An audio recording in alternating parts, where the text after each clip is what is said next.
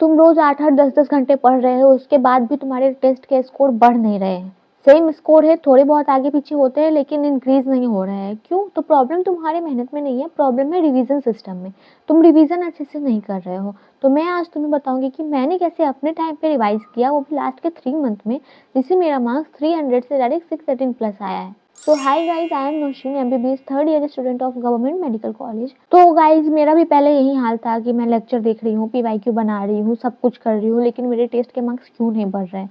मैं भी आप लोगों की तरह परेशान थी। आप लोग मुझे बार बार डीएम कर रहे हो या फिर कमेंट कर रहे हो कि मेरे मार्क्स नहीं बढ़ रहे हैं। मैं तो 12-16 घंटे भी पढ़ रहा हूँ, फिर भी मेरे मार्क्स नहीं बढ़ रहे।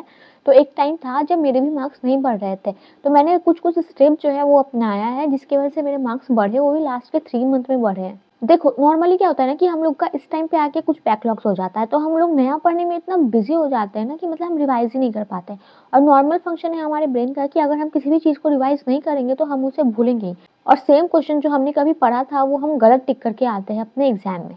अब सुनो कि मतलब रिवीजन क्यों करना है, मतलब क्यों करना है, कितने बार करना है। क्योंकि पता है, 3-4 बार जब तक तुम नहीं पढ़ोगे तुम्हें कुछ भी याद नहीं रहेगा। देखो, 4 बार तो मिनिमम रिवीजन करो ही, अगर तुम्हारे पास टाइम नहीं है तो 3 बार करो, लेकिन रिवीजन बहुत जरूरी है, तुम उसे स्किप नहीं कर सकते।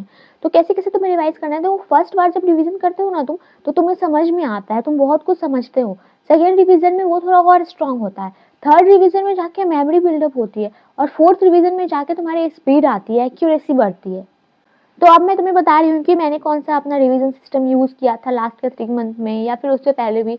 तो मैंने क्या किया था ना, डेली अपने पूरे दिन को 3 स्लॉट में बांटा था। मैं पहले भी बता चुकी हूँ तुम लोगों को कि एक काम करो कि तुम 3 स्लॉट में अपने पूरे दिन को बांटो, मॉर्निंग में, आफ्टरनून में एंड नाइट में। तो फिर क्या होगा ना कि जब तुम मॉर्निंग में उठोगे उस टाइम तुम्हारा ब्रेन सबसे ज्यादा शार्प और फ्रेश होगा, तो उस टाइम तुम वो वाला चीज रिवाइज करो जो तुम्हारा वीक है। तुम उसे पढ़ो, उसे रिवाइज करो और उसके क्वेश्चन करो।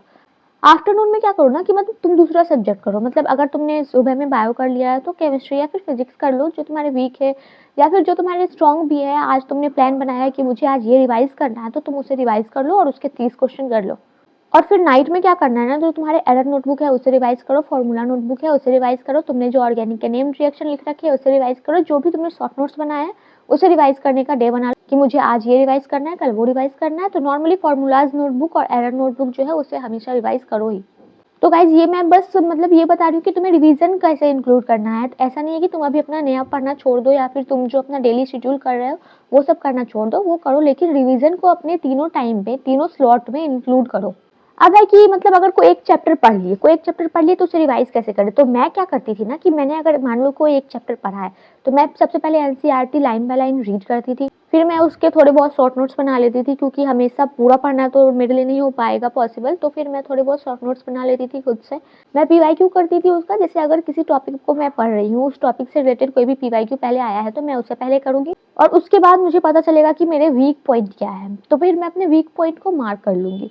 एंड देन फाइनली क्या करना है, स्टेप 5 है कि तुम रिवाइज करो बार बार बार बार बार बार, ये सेम चीज जो है तुम्हें बार बार फॉलो करना है। एनसीईआरटी नोट्स, पीवाईक्यू, गलती मार्क्स करना है, फिर रिवाइज करना है, ठीक है।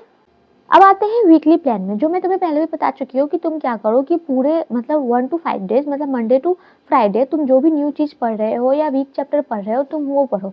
लेकिन सैटरडे को आके तुम क्या करो ना कि जो तुमने पूरे वीक में पढ़ा है ना, तुम बस उससे ही रिवाइज करो और कुछ मत करो। और फिर संडे को क्या करो, तुम टेस्ट दो, मॉक दो और उसे एनालाइज करो, अपने वीक पॉइंट डिस्कवर करो और फिर उसे तुम ठीक करो, ठीक है। और अगर कोई बैकलॉग्स वगैरह है तो तुम उसे वीकेंड पे कवर कर सकते हो।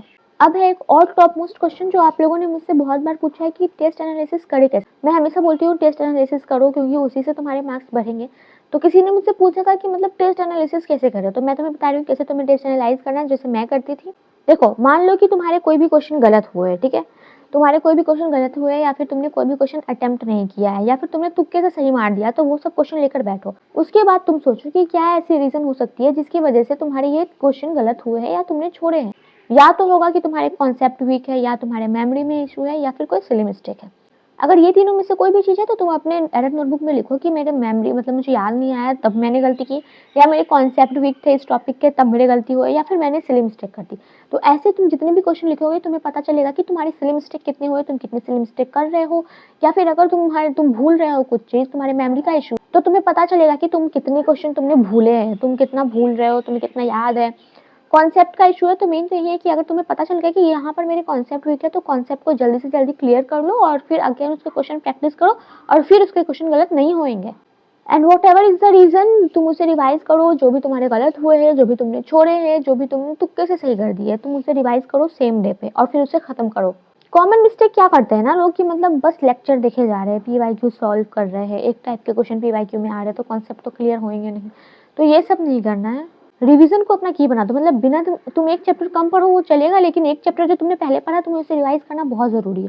तो रिवीजन तो बिल्कुल भी स्किप नहीं करना है, क्योंकि नीट नीट मतलब नीट का तो सेकंड नेम ही रिवीजन रख देना चाहिए, क्योंकि नीट में सब कुछ रिवीजन सही है। तुम जितना रिवाइज करो, तुम जितना बार पढ़ो, तुम्हारे उतने सिलेक्शन के चांसेस बढ़ते हैं। इतना फॉलो करने के बाद मैं तुम्हें गारंटी देती हूँ कि अगर तुम्हारे 300 से 350 मार्क्स भी अभी आ रहे हैं तो तुम 600 मार्क्स ला सकते हो और अपना सिलेक्शन एक अच्छे गवर्नमेंट कॉलेज में ले सकते हो। तो ये सब प्लीज फॉलो करो, क्योंकि टाइम बहुत कम है अब, तो अब सीरियस होना पड़ेगा, क्योंकि हम लोगों को कमबैक चाहिए और अभी कमबैक नहीं आया तो फिर अब तो फिर नीट के बाद ही आएगा। सो गाइस, वीडियो थोड़ा भी हेल्पफुल लगा हो तो प्लीज चैनल को सब्सक्राइब करना, और आप चाहते हैं कि मैं ऐसे ही नीट गाइडेंस वीडियो बनाते रहूं तो फिर मुझे सब्सक्राइब करो, मेरे टेलीग्राम चैनल को ज्वाइन करो, जहां मैं रोज 5 पीवाईक्यू करा रही हूँ, जिससे कि धीरे धीरे करते करते तुम्हारे बहुत सारे पीवाईक्यू कवर हो जाएंगे। And don't forget to like and comment. Okay, bye.